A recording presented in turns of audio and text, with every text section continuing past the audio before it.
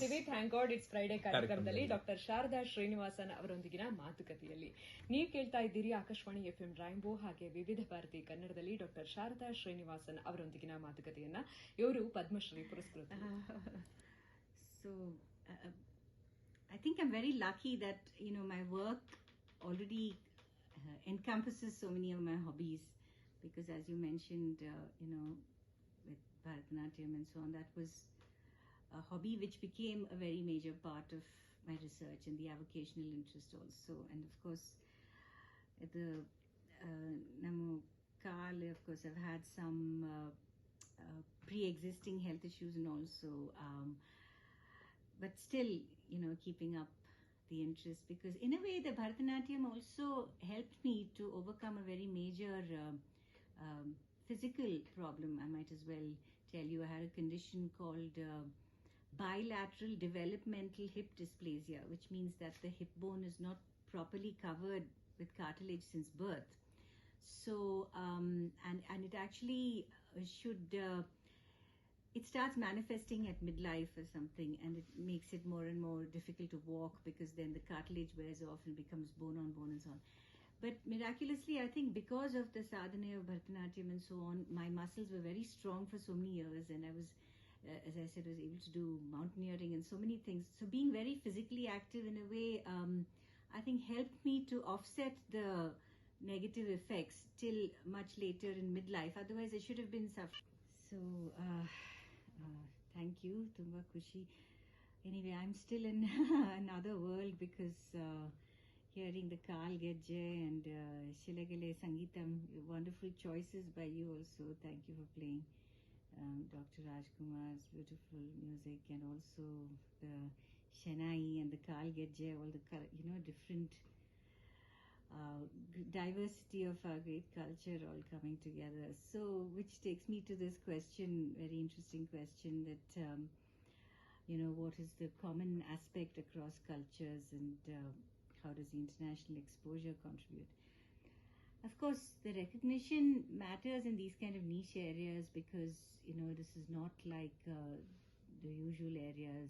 These days there's much more support and funding in subjects like IT and BT and so on, as I was saying. So it is very thrilling, for me as a woman, or to see subjects like archaeology and all, which are off the beaten track, to get the kind of support. Now, what is very satisfying, because the museum is also a place to learn and to educate, and it is very important also for the cognitive development of a child. It's not just about something which is in the remote past. It also tells you had a major hip replacement surgery last year, from which I'm now recovered, and I hope so but whether I can go back to doing adavus, of course that is not that's a phase which is difficult to again get back. But I'm still very nourished by the involvement, and these days, of course, dance is so much experimental, and so there are new avenues. So I haven't yet given up on that aspect of my something which is very dear to me. So thank you. ಒಳ್ಳೊಳ್ಳೆ ಮಾತುಗಳನ್ನ ಇವತ್ತಿನ ಕಾರ್ಯಕ್ರಮದಲ್ಲಿ ಕೇಳಿದ್ದೇವೆ ನಾಗೇಶ್ವರೇ. ಹೇಗೆ ಹವ್ಯಾಸ, ಹೇಗೆ ಒಂದು ವೃತ್ತಿ ಜೀವನದಲ್ಲಿ ಇರುವಂತಹ ವೃತ್ತಿ ಜೀವನದಲ್ಲಿ ಬಹುಮುಖ ಪ್ರತಿಭೆ ಅದನ್ನೇ ಹವ್ಯಾಸಗಳಾಗಿ ಪರಿಣಮಿಸುವಂತದ್ದು ಒಂದು, ಮತ್ತೆ ಹವ್ಯಾಸವೇ ವೃತ್ತಿಯಾಗಿದ್ದು, ಹವ್ಯಾಸವೇ ಅವರನ್ನ ಅಷ್ಟೆಲ್ಲ ಎತ್ತರಕ್ಕೆ ಕರೆದುಕೊಂಡು ಹೋಗಿದ್ದು. ನಿಜಕ್ಕೂ ಕೂಡ ಹವ್ಯಾಸ ಅಂತಂದ್ರೆ ಅದು ಬರೀ 1/4 ಗಂಟೆ 20 ನಿಮಿಷ ಮಾಡಿ ಬಿಡುವಂತದ್ದಲ್ಲ, ಅದು ಜೀವಮಾನದ ಸಾಧನೆ ಆಗಬಹುದು. ಮತ್ತೆ ಹವ್ಯಾಸ ಒಂದು ಹೇಗೆ ಆರೋಗ್ಯಕ್ಕೆ ಮಾನಸಿಕವಾಗಿ, ದೈಹಿಕವಾಗಿ, ಭಾವನಾತ್ಮಕವಾಗಿ ಕೊಡುಗೆ ಕೊಡಬಹುದು, ಪ್ರತಿಯೊಂದನ್ನು ಕೂಡ ತುಂಬಾ ಚಂದವಾಗಿ ಎಕ್ಸ್ಪ್ಲೈನ್ ಮಾಡಿದ್ರು ಅಂತ ಅನಿಸ್ತು ನನಗೂ ಕೂಡ. An amazing innovation, this high zinc alloy, which is then inlaid using these Persian inlaying techniques with silver and so on. So it's a great example of syncretism, of influences from different areas. And of course the Persians and West Asia, because of calligraphy and the calligraphic notion of work that they were doing, in Islam, calligraphy is very important, and that's why they were able to develop the skills of inlaying so much. So different cultural and thoughts, processes and identities also contribute to different kind of innovations. So to me that is very exciting, and how all of these come together. As I said, I gave this example. Tried to master their environment, tried to adapt, tried to learn. So all of those creative processes, and from that we can also, learn some lessons for for our contemporary times and the future and so on. And what is interesting, of course, the commonalities are interesting and the differences are also interesting, because in a way, the story of metals is also the story of, civilization, because as man's, say, cognitive and other abilities developed, so did his ability to master more and more metals and elements and alloys and all that.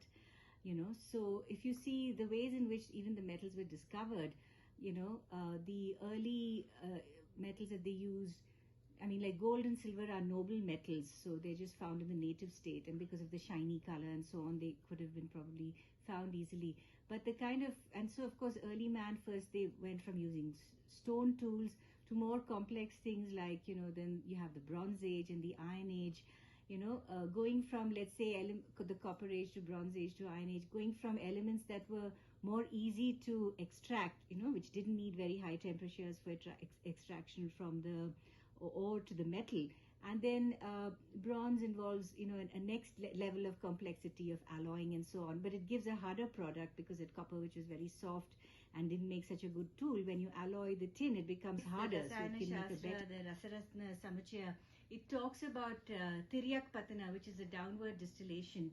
And so you had these retorts in which the zinc metal was being kind of cooled down very rapidly, because zinc tends to sublimate very easily. So the point of designing these retorts by which the zinc would cool very rapidly, so that rather than sublimating and becoming vapor, it could be extracted in the condensed metallic form. So this technique had been developed, and there were all these retorts which have been dated to about 12th century or so.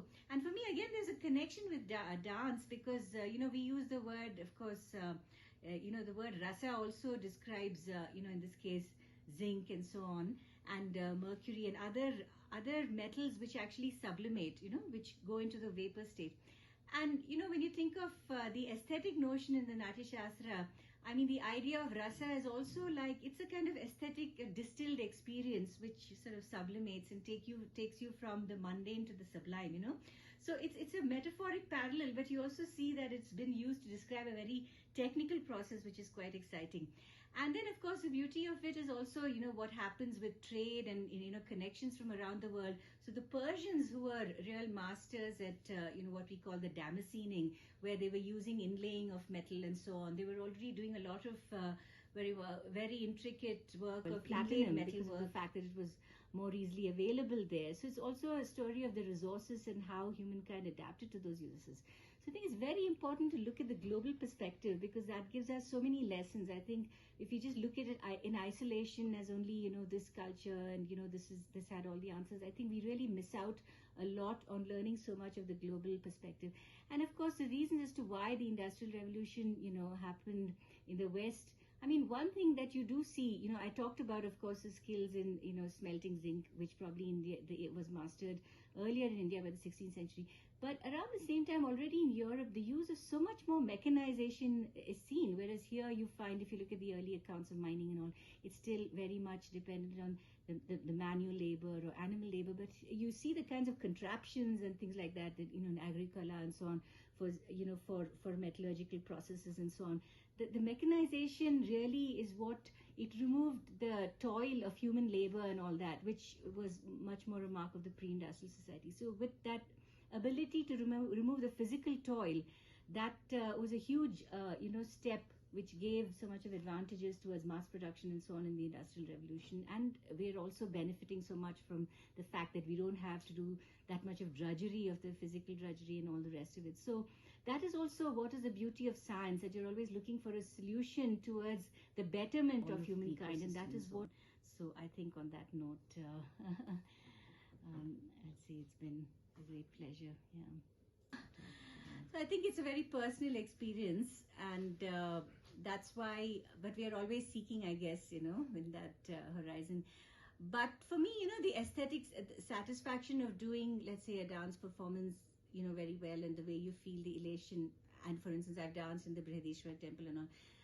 That quality of the relation, for me, if I write a scientific paper and I've just, shown something and uncovered something, that satisfaction is just as extraordinary, like for instance, one of the major studies that we did was on the early steel making tradition, and the fact that even Karnataka, in other parts of South India, Tamil Nadu and Andhra Pradesh, there was very sophisticated early steel being made, iron and steel. Because iron, of course, we know the Delhi Iron Pillar, and which is such a wonderful artifact.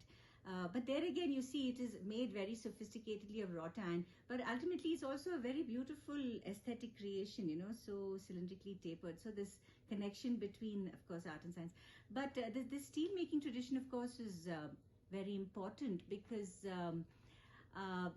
this ukku, as it was called, was a high-grade steel. It was probably the earliest high-grade steel being made.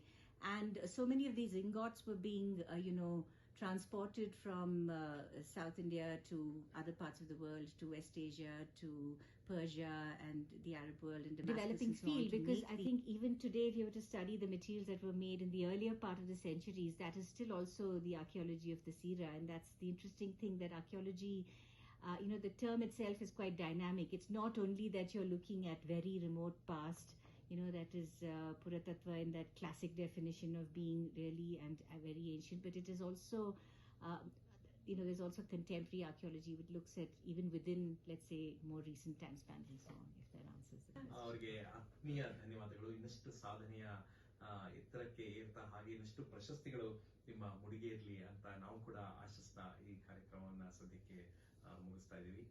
ನಮ್ಮ ಜೊತೆಯಲ್ಲಿ ಇಷ್ಟೊತ್ತು ನೀವು ಇದ್ದಿದ್ದು ನಮ್ಗೆ ನಿಜವಾಗ್ಲೂ ಖುಷಿ ಕೊಟ್ಟಿದೆ. ಜೊತೆಯಲ್ಲಿ ಆಗ್ಲೇ ಒಬ್ಬ ನಮ್ಮ ಶ್ರೋತೃಗಳ ಸಂದೇಶ ಕಳಿಸಿದಾಗೆ ನೀವು ಒಂಥರ ಯೂತ್ ಐಕಾನ್, ಫ್ಯೂಚರಾಲಜಿಯ ಯೂತ್ ಐಕಾನ್ ಅಂತ ಹೇಳಿದ್ದಾರೆ. ಅದೇ ತರನೇ ಬಹಳಷ್ಟು ಜನರಿಗೆ ಸ್ಫೂರ್ತಿಯನ್ನು ಕೂಡ ಕೊಟ್ಟಿದ್ದೀರಾ ಇವತ್ತಿನ ಕಾರ್ಯಕ್ರಮ ನಿಮ್ಮ ಮಾತುಗಳಿಂದ ಅಂತ ಹೇಳ್ತಾ, ಇವತ್ತಿನ ಕಾರ್ಯಕ್ರಮದಲ್ಲಿ ನಮ್ಮ ಜೊತೆ ಆಗಿದ್ದಕ್ಕೆ ಆತ್ಮೀಯ ಧನ್ಯವಾದಗಳು. ನಮಸ್ಕಾರ, ಧನ್ಯವಾದಗಳು, ತುಂಬಾ ಸಂತೋಷ.